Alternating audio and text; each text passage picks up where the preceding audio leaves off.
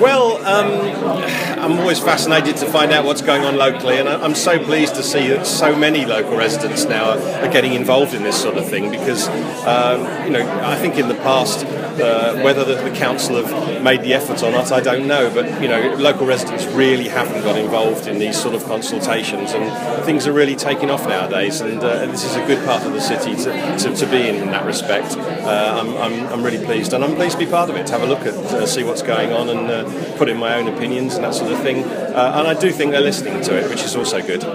Now, you've been following the Cambridge City Deal processes for quite some time now. What's been your overall impressions of what's been happening, and what more would you like to see happen?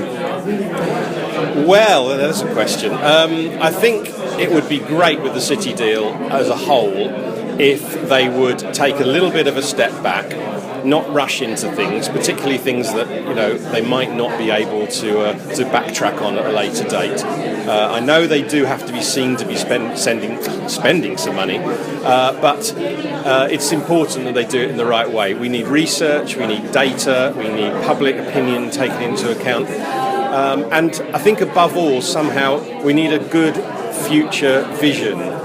So far, I see nothing being discussed that's taking into account the way things will change in the future in terms of transport technology and things like that. We are talking here about setting up a city deal which will, certainly on the transport side of things, which will affect transport for 20, 30 years possibly.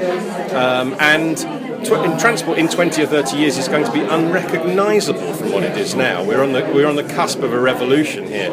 I think in as soon as 10 years' time we're going to have autonomous vehicles driving everywhere, and there's no account being taken of that. I think the bus company of the future is basically going to be an autonomous vehicle operator. At the moment we're just talking about current technology and how we can handle it. So I think that needs to be brought into it. But above all, I'd just like to see them step back and get some data on the traffic. There is no real data on the traffic flows. Decisions are just being made on a hunch.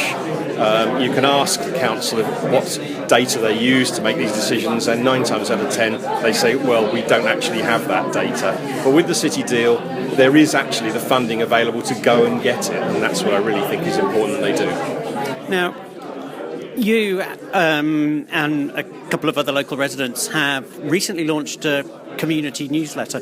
What sort of reception have you had, and what sort of impact has it had on this part of South Cambridge?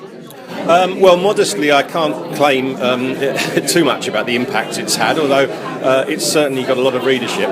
So what we have is a publication called Queen Edith's Community News, which is an 8-page residents' newsletter, professionally produced and distributed, which goes out 3 times a year.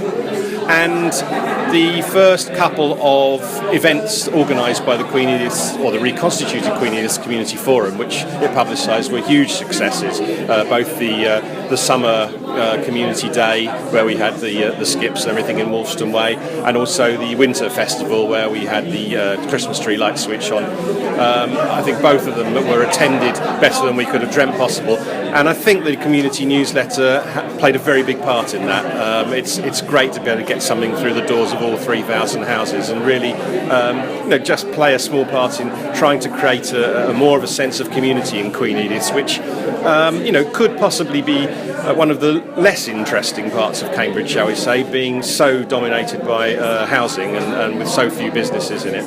But I think we're going in the right direction slowly. With what limited funds and resources we have, we'd love to get more people involved in the community forum. And I think, as I say, by the end of this year, we should have been able to make a few more steps forward.